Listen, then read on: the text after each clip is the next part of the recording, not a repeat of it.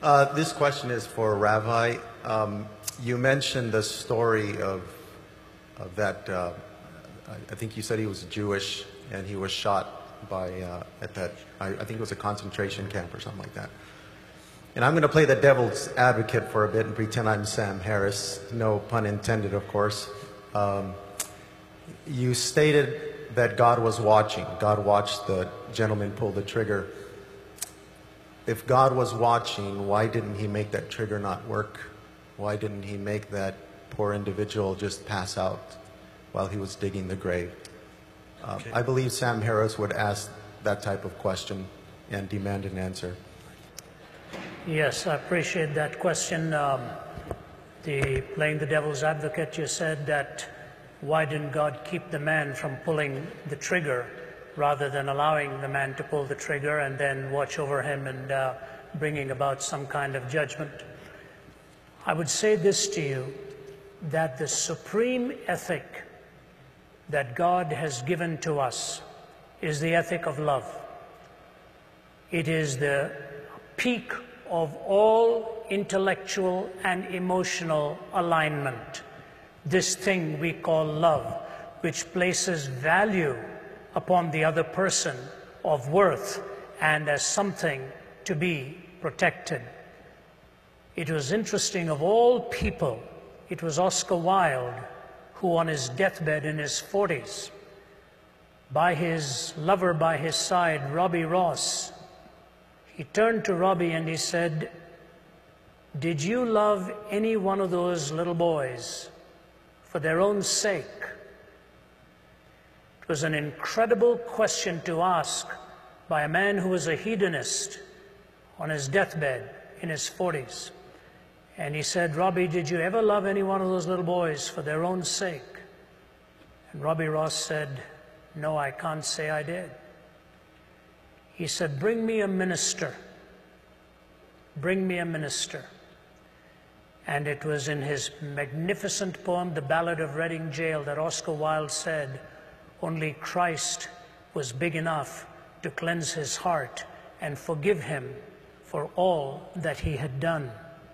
The point even the hedonist realized was that in pleasure also, value and love are the supreme ethics that can be treasured.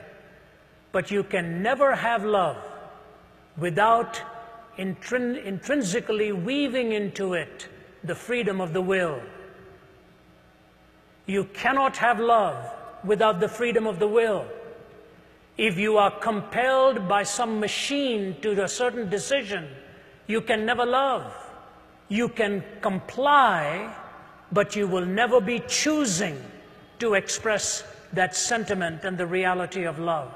If love is the supreme ethic, and freedom is indispensable to love, and God's supreme goal for you and for me is that we will love him with all of our hearts and love our neighbors as ourselves, for him to violate our free will would be to violate that which is a necessary component so that love can flourish and love can be expressed. If you're asking for God to always stop the trigger, why not God stop everything else? Next time you hold a cup of boiling water, he makes it frozen water instead.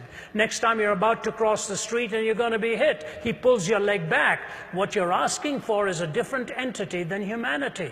As wonderful as it may seem that in stopping that you think he is protecting you from that which is destructive, the greatest denial that you're asking for is the freedom of your will to be able to choose and to love God with all your heart and all your soul. When you've got love as the supreme ethic and the freedom of the will to choose that love, all of the other contingencies come in and can become explained why it is possible to either choose or to reject so that love can ultimately reign supreme. If you want compliance and some kind of a mechanical response, your question itself will self-destruct. You're asking the question because you're free to ask it, and you're free to ask it because you're free to love. And when you love him, in spite of all of the contraries that you see around us, you're trusting him for having the supreme wisdom and the knowledge to ultimately bring a pattern out of it all.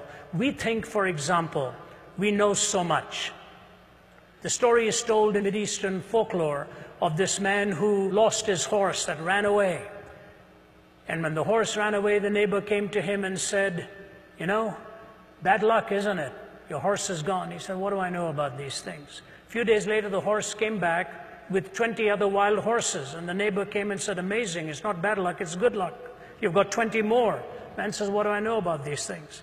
His young son is going and taming one of the new horses. That young horse kicks him and breaks his leg. The neighbor comes and says, terrible, isn't it? Your son's leg is broken. Bad luck that these horses came. The fellow says, what do I know about good luck and bad luck? A few days go by and a bunch of thugs are coming looking for recruits to join their gang. And they're looking for all the able-bodied young men. And they're about to pick this young man but find out his leg is broken. And they say, we don't want him. We're going to move on to the next house. So the man comes and says, good luck, isn't it? Your son's leg was broken. In one little series of episodes, we don't know what lies ahead. Why don't you wait till you stand before God face to face, and you will find out there were reasons why he didn't stop that trigger, so that you will see the heinousness of evil and see the majesty of love and good managing to navigate yourself, but as a pilgrim's progress to come to the celestial city.